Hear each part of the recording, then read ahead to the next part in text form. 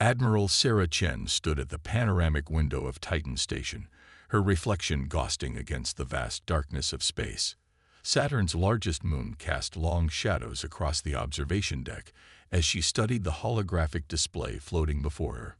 The quantum sensors had picked up something unusual, a ripple in space-time that shouldn't exist. "Admiral, we have confirmation," Lieutenant Rodriguez reported, his voice steady despite the tension evident in his posture. "Multiple quantum wake signatures detected at the edge of the Kuiper belt. They match nothing in our database." Chen's expression remained neutral, but her mind raced through the implications.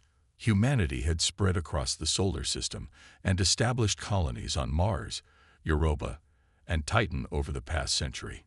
Their quantum detection grid extended well beyond Pluto, an early warning system designed to protect Earth's growing celestial empire. Now, for the first time, it had caught something truly alien. "Show me the analysis," she commanded, turning to face the holographic display that dominated the center of the command center. The three-dimensional representation of the solar system sparkled with thousands of human vessels and installations, each marked with precise identification codes.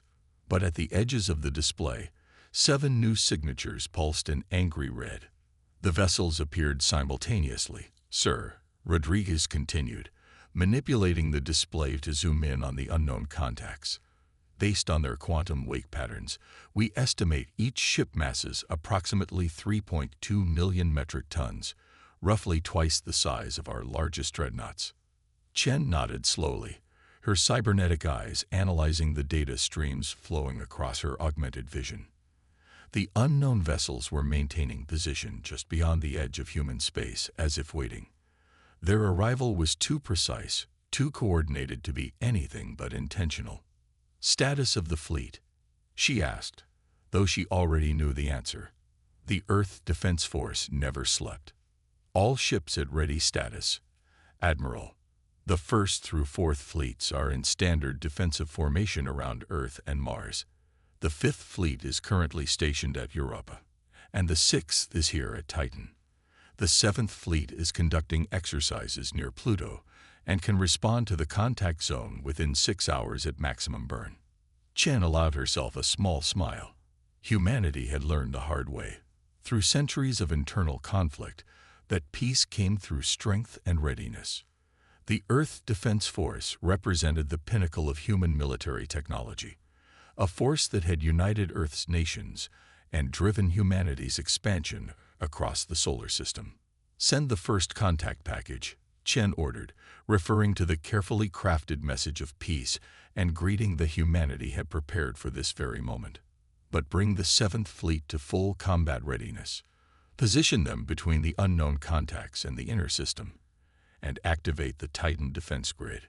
Around her, the command center hummed with activity as her orders were carried out. The massive particle accelerator rings buried beneath Titan's icy surface began powering up, ready to unleash devastating beams of exotic particles if needed.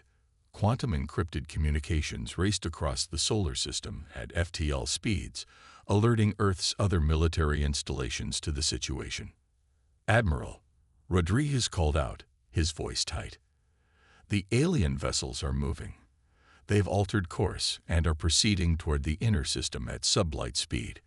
Current trajectory suggests they'll reach Pluto's orbit in approximately 48 hours. Chen's cybernetic eyes narrowed as she studied the projected course. The aliens were moving with purpose, but not at attack speed.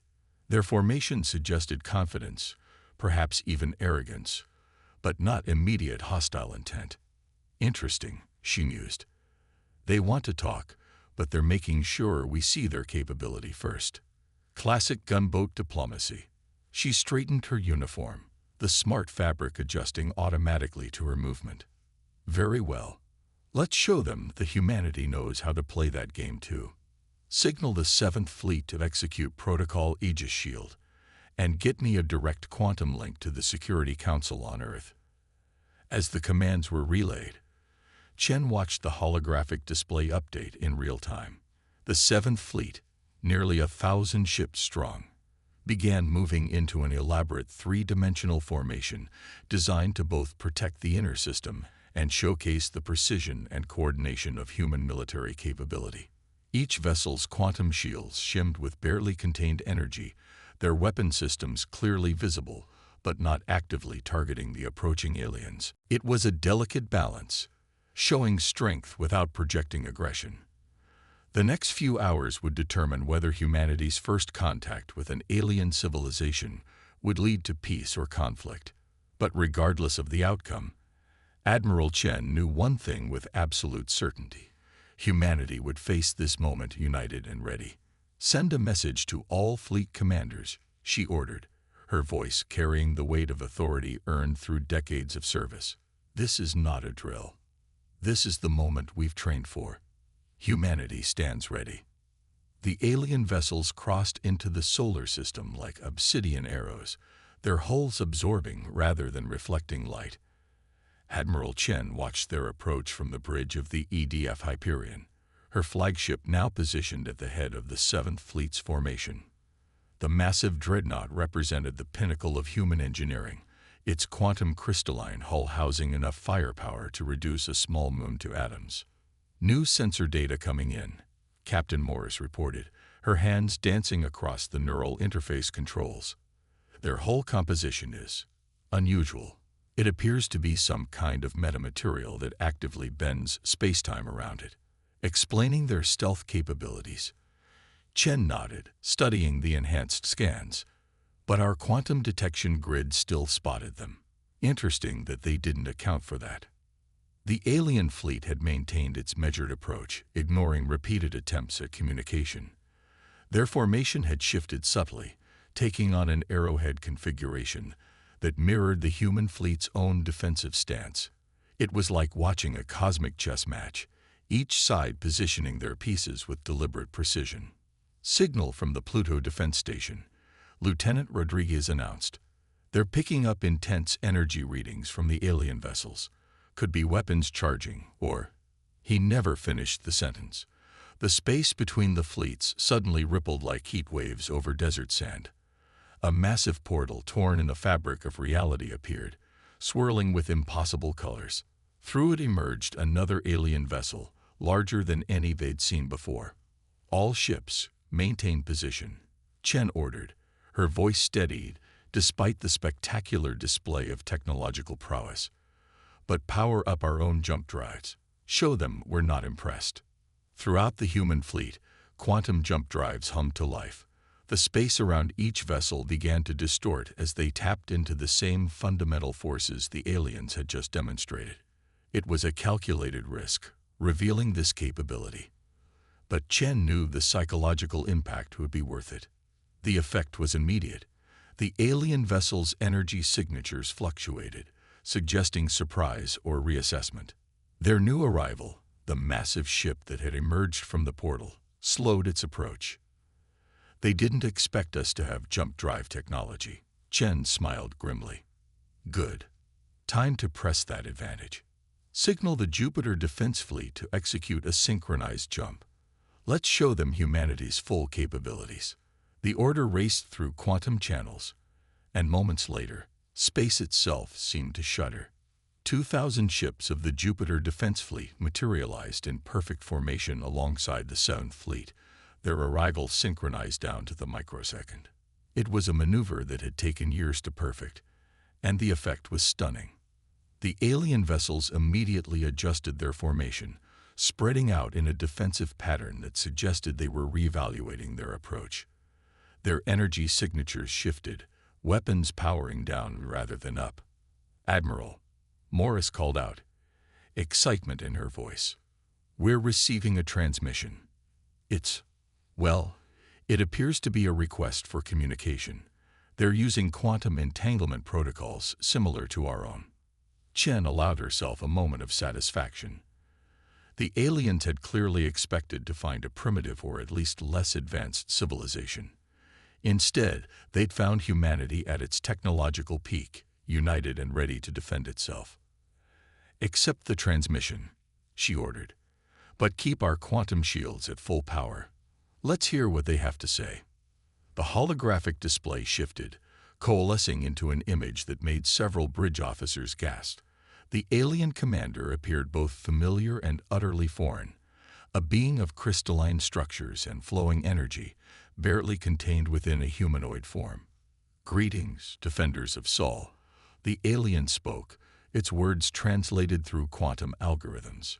"We are the Nexus Collective. We came to test your civilization's readiness for contact. Your response has been unexpected." Chen stepped forward, her cybernetic eyes gleaming. "I am Admiral Sarah Chen of the Earth Defense Force. Your method of testing was unnecessarily provocative. We are prepared for peaceful discourse, but equally prepared for any other outcome." The crystalline being seemed to pulse with colors that the human eyes struggled to process. "Your technology is far beyond what our surveys suggested. The coordination of your fleet movements, your quantum detection capabilities, your jump drive precision. We have clearly underestimated humanity's advancement. A common mistake," Chen replied diplomatically, "but one that could have led to unfortunate consequences. Perhaps we should begin again, this time as equals." The alien commander's form shifted, taking on a more relaxed configuration. "Indeed. We propose a delegation to discuss proper diplomatic relations. Your demonstration of force has made it clear that the old protocols of civilization assessment are inadequate for your species." Around the bridge, officers exchanged proud glances. Humanity had faced its first contact scenario, not with fear or submission, but with a show of strength and technological prowess that had earned immediate respect. "We accept," Chen responded. "But the delegation will take place on neutral ground, the Titan station, and our fleets will maintain their current positions until diplomatic protocols are established." The alien commander agreed, and as the transmission ended, Chen allowed herself a small smile. Humanity had just passed its first interstellar test, not through submission or aggression, but through a display of technological advancement and military precision that had left their would-be evaluators in awe. Titan Station's diplomatic chamber had been specifically designed for first contact scenarios, but no one had expected to use it quite so soon. Admiral Chen stood at the circular quantum blast table, watching the crystalline forms of the Nexus Collective delegation materialize through their transportation beam. The effect was like watching ice form in reverse, beautiful and alien all at once. Behind her, a carefully selected team of Earth's finest diplomatic and military minds waited. Each wore ceremonial dress uniforms embedded with quantum computers and defensive shields, a subtle reminder of humanity's technological capabilities. "Welcome to Titan Station," Chen greeted as the alien forms solidified completely. "I trust our atmospheric adjustments meet your needs." The lead delegate, who had identified itself as Apex Commander Zixtal, shifted its crystalline structure into what might have been a gesture of acknowledgement. "Your environmental controls are impressively precise. We detect you're using quantum manipulation to maintain stable zones for both our species simultaneously." "A basic courtesy," Chen replied modestly, though she knew the technology was anything but basic. It had taken Earth's best scientists decades to perfect quantum environmental controls that could maintain multiple reality states in the same space. The human delegation took their seats as the aliens arranged themselves around their side of the table. Holographic displays sprang to life between them, showing real-time positions of both fleets still maintaining their standoff in the outer system. "Let us address the quantum singularity in the room," Zixtal began, its crystalline form pulsing with what the human sensors interpreted as diplomatic frequencies. "Our initial approach was based on outdated information. We had believed your species was still struggling with basic fusion technology." Dr. Elena Santos, Earth's chief xenodiplomat, leaned forward. "Your surveys were not entirely incorrect, Apex Commander.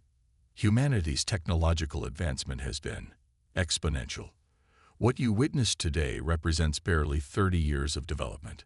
The alien delegation's crystalline forms flickered with patterns that the translation algorithms interpreted as surprise and disbelief. "Impossible," one of the junior delegates chimed in. No species develops quantum technology that quickly. The computational requirements alone were solved through biological quantum computing. Chen interrupted, tapping her temple where her cybernetic enhancements gleamed. Humanity found its own path to the quantum age. We merged with our technology rather than remaining separate from it. The revelation sent ripples of energy patterns through the alien delegation. Their own technological path had apparently been much more linear, much more predictable. This explains much, Zixtal acknowledged, including why our standard protocols failed so spectacularly. We had expected to find either primitive savages or conventional quantum-age beings. Instead, we find something new. The holographic displays shifted, showing detailed scans of human ships and technology. The aliens had been busy analyzing everything they'd seen. Your quantum drives are crude by our standards, another delegate observed, but your biological integration of quantum computing is beyond anything in our experience, and your military coordination. The alien's form pulsed with what might have been admiration. The synchronized fleet jump was extraordinary. Chen allowed herself a small smile. Humanity has had much practice coordinating military forces. Our history is complex. Yes. Tal's form shifted, creating patterns that the human systems interpreted as concern. We have accessed your public historical records. Your species' capacity for both violence and innovation is remarkable. This combination makes you unpredictable. And yet here we are. Dr. Santos interjected smoothly, choosing diplomacy over conflict. Surely that demonstrates our capacity for peace as well. The alien delegation conferred briefly, their crystalline forms merging and separating in what appeared to be some form of group consensus protocol. When they reformed, the Hextal's next words carried additional weight. The Nexus Collective has encountered 17 sapient species in its history. Each followed predictable patterns of development. Each could be guided, shaped, or if necessary, contained. But your species, the alien commander's form, pulsed with new colors. You have achieved in decades what took others millennia. Your technology is hybrid, unpredictable, powerful. And your military capabilities are defensive in nature, Chen assured them, though her cybernetic eyes tracked every minute shift in the aliens' energy patterns. Humanity has no interest in conquest, but we will protect what is ours. A statement backed by impressive capability, Zixtal acknowledged. The collective must reassess its entire approach to emerging civilizations. Your existence proves our models are fundamentally flawed. The diplomatic chamber fell silent for a moment as both sides considered the implications. Humanity had not merely passed a test, they had broken the testing system entirely. Perhaps, Dr. Santos suggested, this presents an opportunity for both our species. You have experience we lack. We have perspectives you've never encountered. Together, the alien delegation's forms shifted again, but this time in patterns suggesting interest rather than concern. The standoff was evolving into something far more interesting than either side had anticipated. The beginning of a partnership between equals, each with something unique to offer the other. But as Chen watched the holographic displays showing the still-ready fleets, she knew that this delicate dance was far from over. Respect had been earned through strength, but trust would take more time to build. The crisis began with a quantum fluctuation. Minor, almost insignificant, but enough to trigger every alarm in Titan Station's defense grid. Admiral Chen was reviewing diplomatic protocols with Dr. Santos when her cybernetic interface flashed urgent warnings across her enhanced vision. Multiple quantum ruptures detected. Lieutenant Rodriguez's voice cut through the station's command channel. Unauthorized jump signatures. They're not ours, and they're not the collective's known patterns. Chen was already moving, her neural link connecting directly to the station's tactical systems. The holographic display materialized around her, showing 3 new vessels emerging from quantum space. Their design was crystalline, like the collected ships, but darker, more aggressive. Splinter Faction, Apex Commander Tal's voice carried both urgency and embarrassment as the alien materialized beside Chen. The dissolution movement. They reject our protocols for contact with emerging species. Hostile.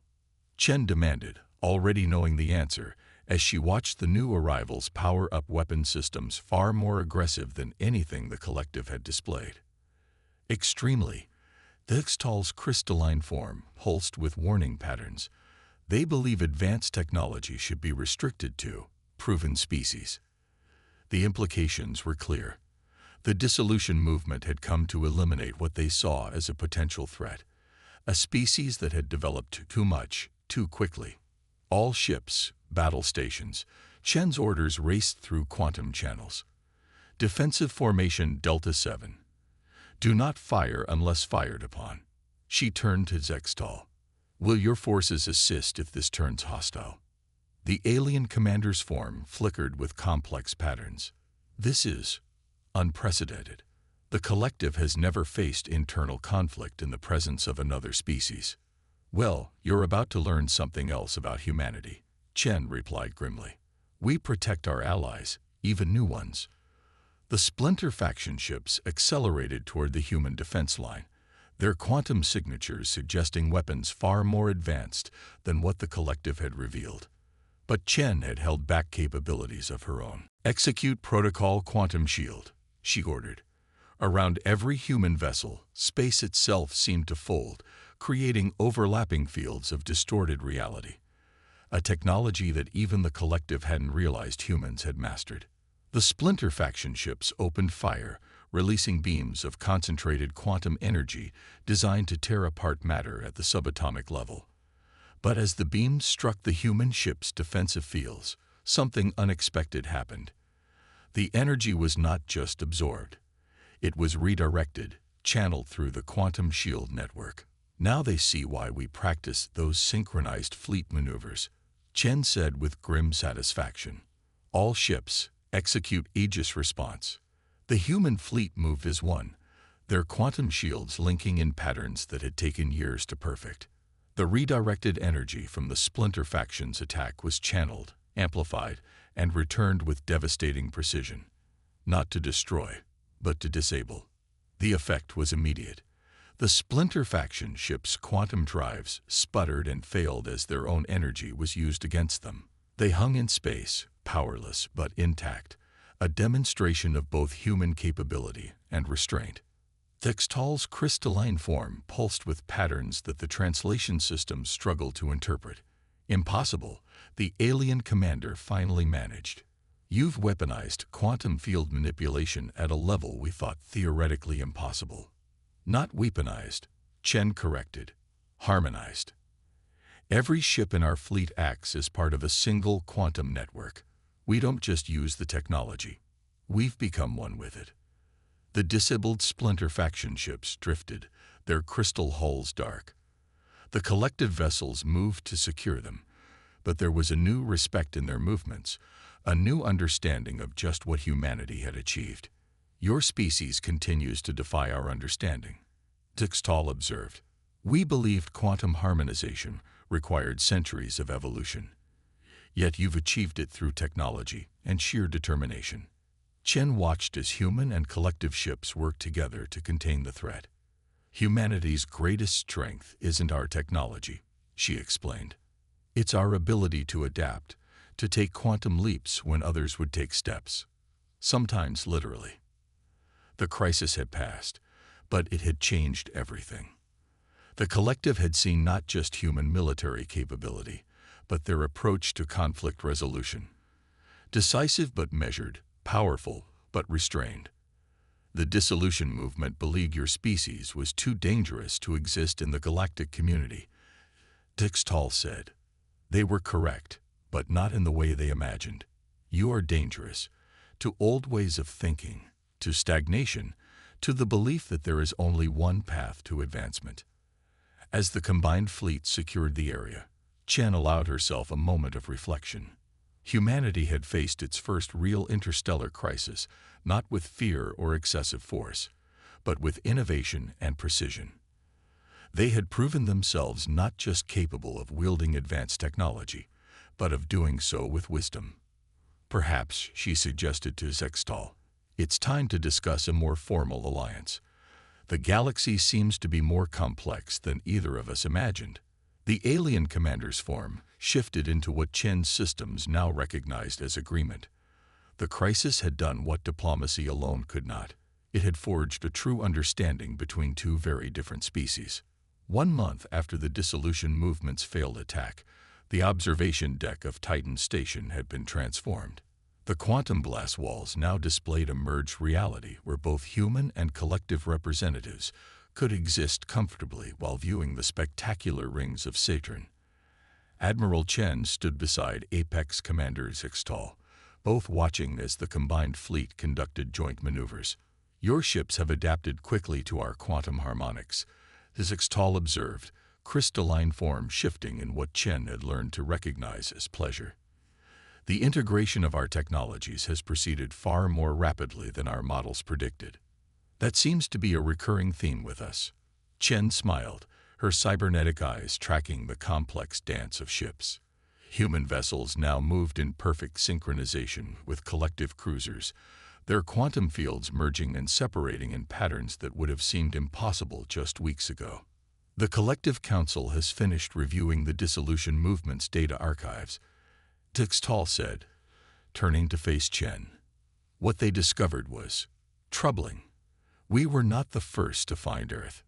Chen's expression remained neutral, but her cybernetic systems registered a spike in alert status. Explaining,